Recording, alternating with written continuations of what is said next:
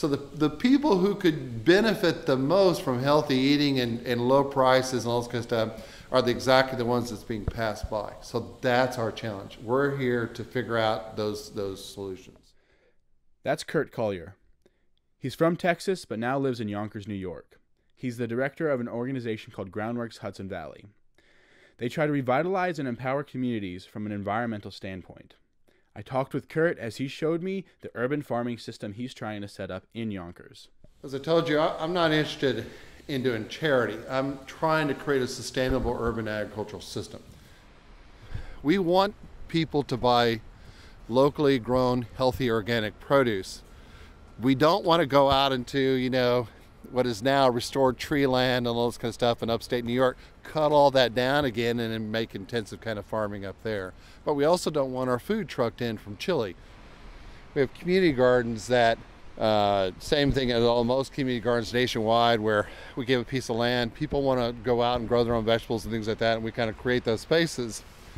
And then we have these, which are really parts of a farm. So this is, in a way, citizen farmers. So we bring in people. We all work the land together, kind of a collective fashion, like the old co-ops, like America's, farmers used to do for generations, share our resources, and then use the fruits of this to kind of address some of the challenges that we have in the area.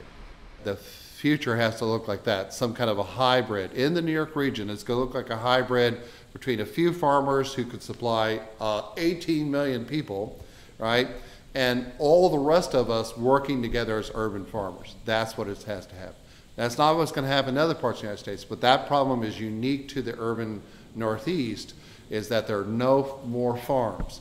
They're all at capacity as they are now. So we got 1 million acres of square footage on these roofs, we got all this water that falls down, millions of gallons. All of that just goes into the storm drains in the Northeast region, goes down to the sewer pipe, gets flushed out down here, and then pours millions of gallons of untreated waste in each rainfall into the Hudson River.